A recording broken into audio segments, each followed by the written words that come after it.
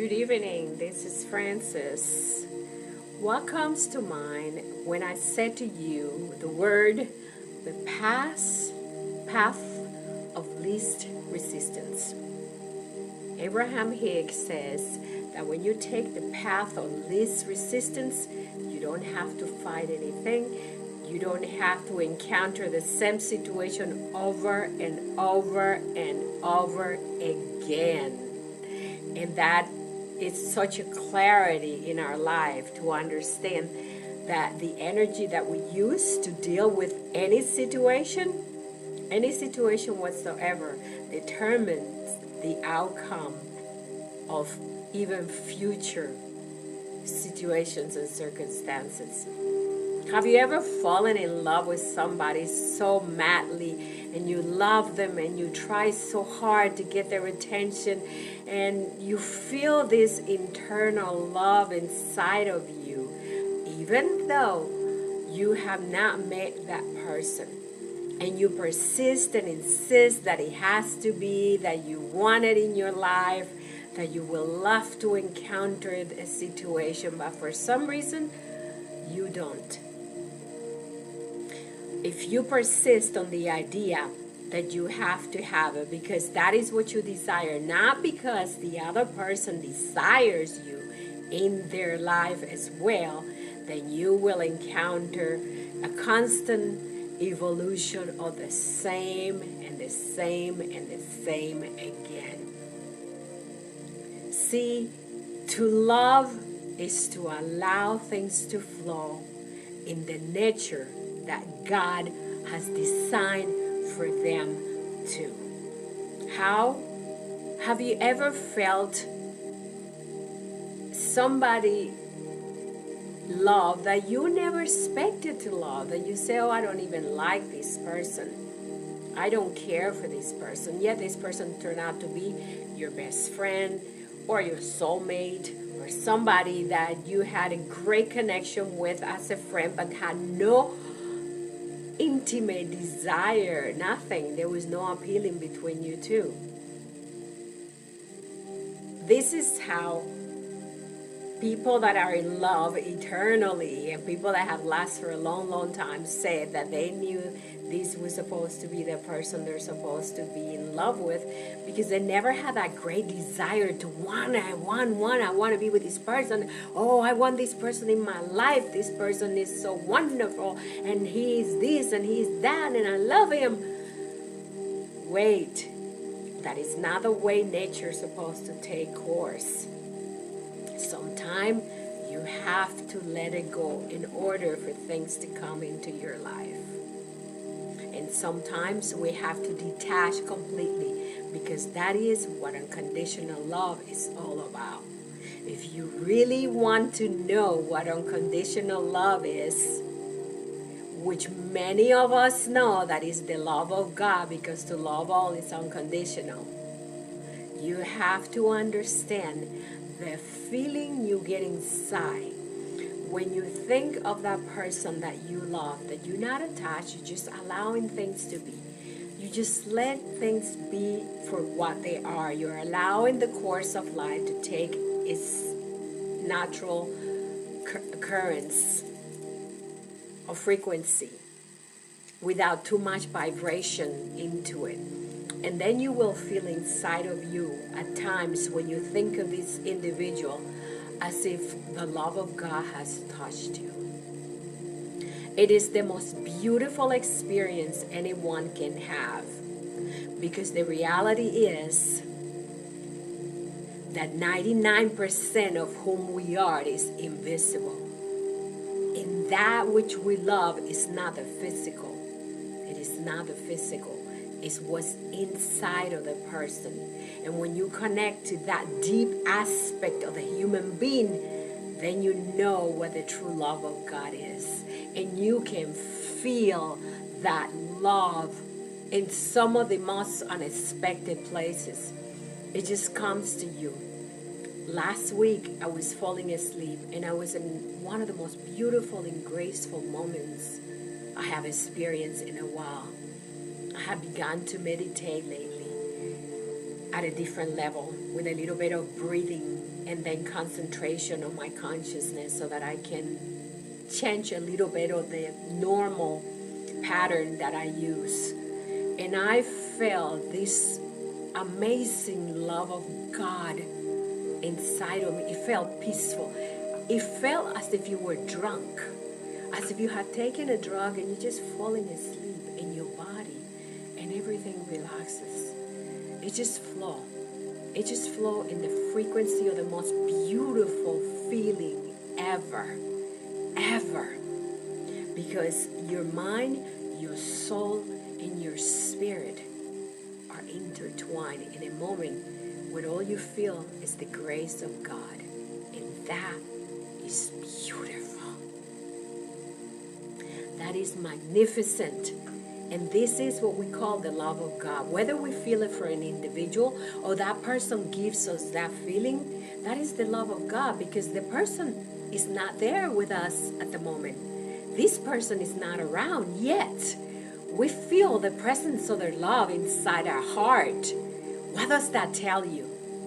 I did a little bit of practice of quantum communication today, and I embraced it with so much love. It was beautiful. I tap into one person and I concentrated very deeply in a moment of quiet for 15 minutes. Just for 15 minutes of peace and quiet. And I closed my eyes and I can almost see this person in front of me. But do you know what I see? Yes, I imagine the face because I've seen this individual. But I see or I sense his presence touching me in a candid way, touching me with love. I feel his love inside of me. Don't take it to the aspect of sexuality, because that's not what I'm talking about. I feel the love of his soul touching my soul.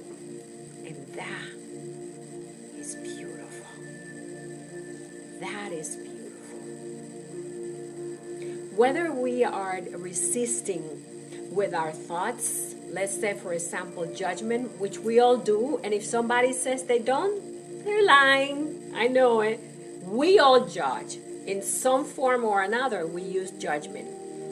The difference is that when you catch yourself in the awareness of knowing what you're doing and not repeating that pattern over and over and over again and stopping it at the moment, then you know that you have control over your thoughts. But when we judge, when we're thinking negative thoughts, negative vibration, that vibration is going outside. It's dispersed in the surroundings of the universe. It is dispersed even around us, and it magnifies back to us stronger than we ever thought. Even if a person feels threatened by you, don't judge them. Send them love. If you can, to forgive yourself for those thoughts and to forgive the person that has done whatever it is that you're not forgiving them, that they done to you, do the following. Take a deep breath. Take your right hand, put it above your heart, and maybe even do this and close your eyes and say, I am sorry. Please forgive me. I thank you and I love you. Say it 3 times. I am sorry. Please forgive me. I thank you and I love you. I am sorry. Please forgive me. I thank you and I love you. Take your hands and use a little bit of energy and vibration. Then put it in the center of your chest, because you have to mean it with love, and you have to release it with love, and you have to allow whatever is it that is perturbing your mind to just go away and embrace positivity so that you can be in peace internally, physically and spiritually, all 3 levels. Very important. I have known to want things in my life that I just wanted, and I love this person and I have to have this person. And I learned a while ago that perhaps if I use that as an inspiration, I can release whatever it is that's inside of me that I'm not allowing it to go. And whenever I think of this person, think of them with love, send them positivity.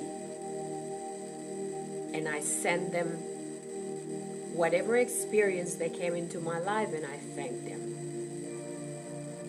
It has been known, and I know I heard Deepak Chopra say that sometimes your soulmate is someone not that you're supposed to fall in love with, but rather a person that you are supposed to learn some harsh lessons that you need in order for you to improve yourself, whether it is professionally, spiritually, or at any other level.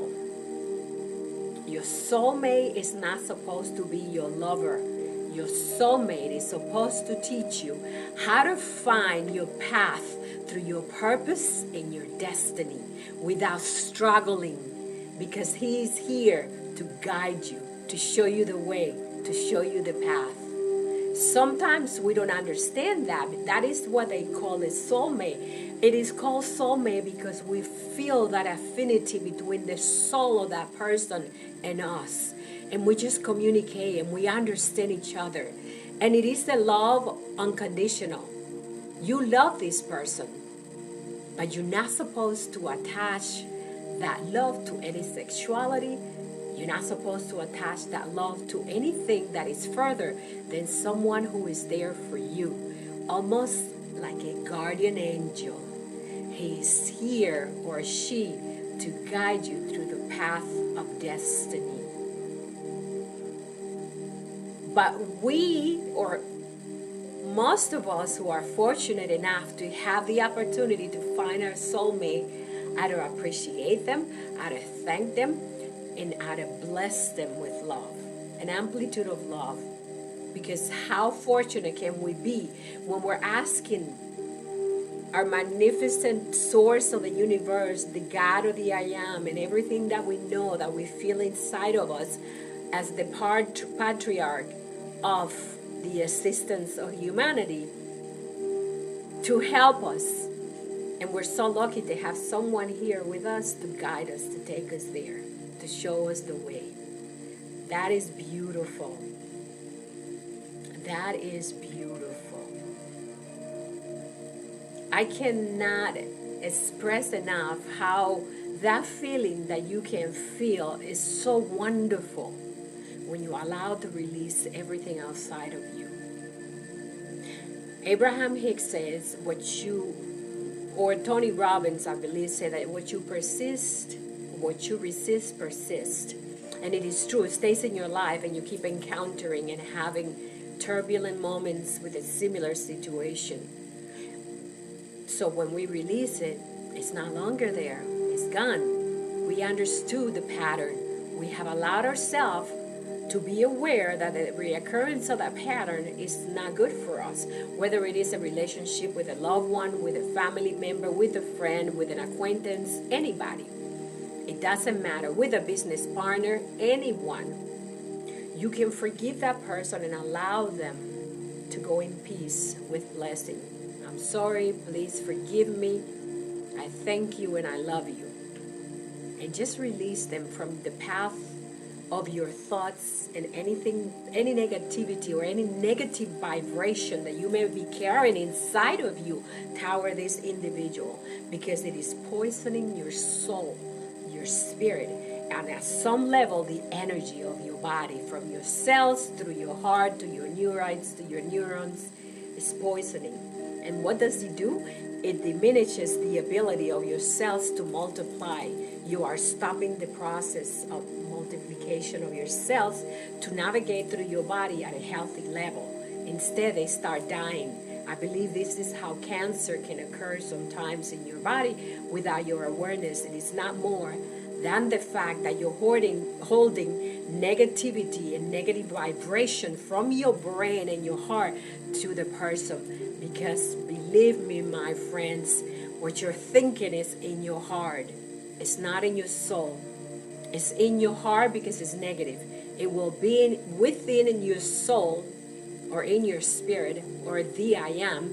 If it is of positive vibration, send out into the universe and everyone else around you, because you will feel that love as if you're floating in air, in space, and you become light, just like your soul when it departs from earth to navigate into the infinites of the cosmos or heaven or paradise. That's what it feels like. To feel that unconditional love for somebody, that someone that you don't know, is what God is all about. Because we cannot see God, yet we feel His presence and we feel His love in us and within us when we connect. If you're not connected to that level of blessing and of love and positive vibration, you are also separating yourself from God. You're becoming the obstacle of an obscurity, which is not of loving nature, unfortunately, but it's the truth. Because there is nothing more beautiful than to feel the presence of love. And it is love of God, it is love for humanity, and it's also because when you love somebody, you'll feel it inside here. Inside, very deep inside. When you think of this individual, you feel that flow of peace and happiness and positive vibration, just navigating through your senses to the highest level of your consciousness, because you can call this person with your thought. Our thoughts are very powerful, and we have the ability to concentrate in one moment and attract and call that which we love and desire into our surrounding, into our soul, into our presence. You feel it, you experience it, you sense it, and you navigate at a level unlike nothing else in this universe. Not even money can take you to that precious level that you can feel when you feel the presence of a person that you love inside of you. Whether it is your soulmate, somebody that you think of, or somebody that you know, that you admire, that you think is your hero, is your, the person that you would like to be like or admire because they're successful or whatever the reason may be. When you feel that, it is the love of God. Because we're not seeing God. And that which you cannot see is the experience of the ultimate level of love and unconditional love for anyone, anything, and for God. I thank you for listening. Namaste. This is Frances. Have a wonderful weekend. Peace be with you. And as usual, love and kisses. Goodbye.